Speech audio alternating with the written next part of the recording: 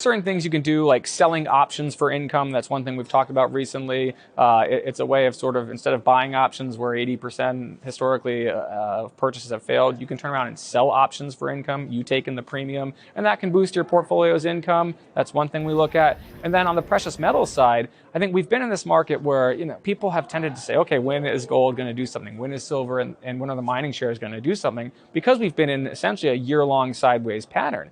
But if you go back to the start of this bull market in 2018, you already had 2 or 3 corrections that last, you had to run up a correction for 3 or 4 months, and then it was the next leg up, and then another correction. This, to me, just looks like a longer version of what we've already seen. It does not look like a reversal.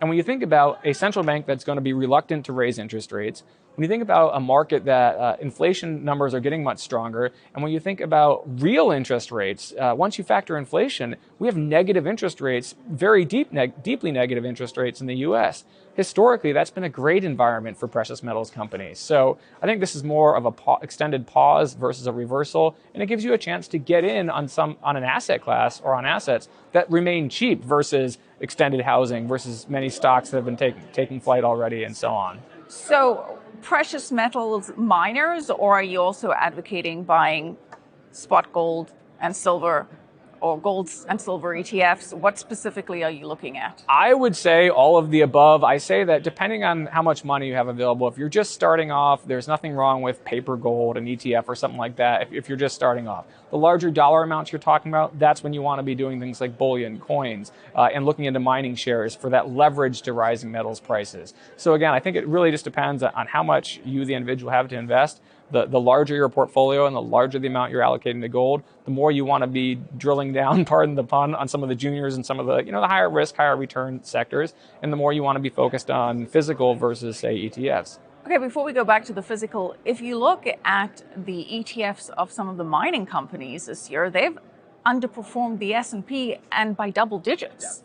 Yeah. So how do you justify, that's not trading sideways, I guess that's underperforming. So how do you justify this notion that you think they're all of a sudden going to rally? Sure. If you look back at what was happening in the late cycle pre-COVID environment, 2018, 2019, you saw vast outperformance for metals and mining shares versus the S&P. Now we're in the situation where the script has been flipped because, again, people are more interested in paper assets and so on. But I think ultimately it's just a question of patience, right? Can you ride that out? Can you be a patient investor, realizing that down the road that patience is going to pay off?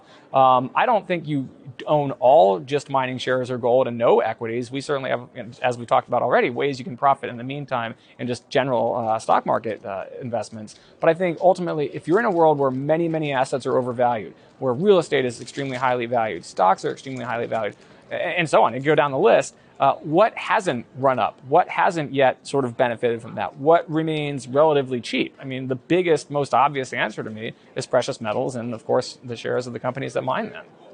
And when you say patient, how patient? When do you expect a serious turnaround and an uptrend, and what do you think would trigger that? I think that there's going to be a realization as we head into the sort of turn of the year in early 2022, where people are going to realize this Fed's not going to be able to be aggressive. I think there's sort of this fear, right, that this is going to be like we had in the last Fed hiking cycle, where all of a sudden metals are falling and the Fed's getting behind the curve and they really want to be aggressive. Or even if you go further back to previous cycles that may have been negative for metals, I think people need to realize this is a Fed that is very tentative. It's a Fed that has a lot of political pressure to favor the employment side of its mandate over inflation. And especially under this administration, again, the Fed tries to say it's not political, but we can't, they're reading the same headlines, they're getting the same pressure that you're seeing elsewhere. So why would they come out, especially if unemployment growth is starting to slow, or especially if GDP trends a little bit lower?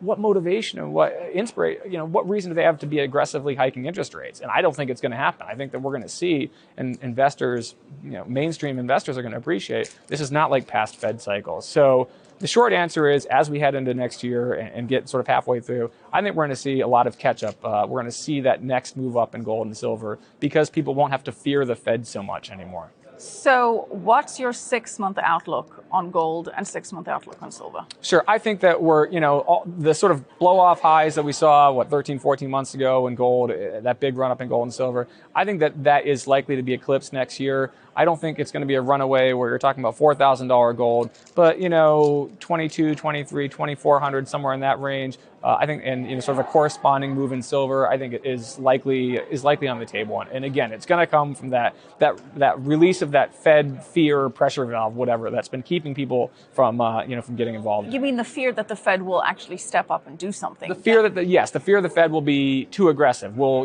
get out there and stamp out. Are people really thinking that the Fed is going to be too aggressive at this point? Do you think that is what's been holding gold and silver back? Concerns that the Fed may step it up? I think if you look at what's happened in the interest rate futures market, you have seen, if you compare today or the last week or two relative to what we saw 6 months ago, there's definitely more pricing in of initial rate hikes a little bit sooner. The date that the interest rate futures market is priced in has advanced a little bit. We've seen banks like the Bank of England kind of lay the groundwork for a potential hike, and that had people a little spooked. But ultimately, again, I think if you get in the head of the people that are making policy for the Federal Reserve, and you see sort of the backdrop of an economy that may not, maybe running out of some steam here in terms of, not heading into a recession, but running out of sort of the high growth we were seeing for a while, it all adds up to a Fed that, in my opinion, is not going to validate those fears. So I think once people acknowledge and realize that, that's going to set the groundwork for a better start to next year.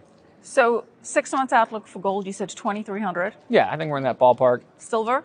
Corresponding, if you go back to sort of those highs, I think that, silver, especially if there's some concern about the economy, we might not get much higher or sort of in the ballpark of those highs we had last year, but somewhere in that same neck of the woods. And I'm going to put you on the spot because our viewers love a 5-year outlook. They're very patient.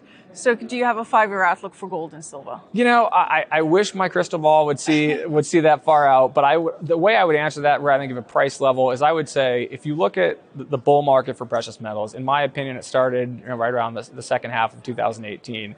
And in baseball terms, we're maybe in the 5th or 6th inning. So you can extrapolate from that. I don't think that this is a market that, again, is going to continue to underperform much further. I think that long term the outlook's very bullish, and I would just say again, this isn't the 9th inning or anything like that where it's time to sell. It's time to get ready for that that tail end, which we've seen in past historical bull markets. That's when you tend to see the bigger gains, when you get into sort of like that back third of the market.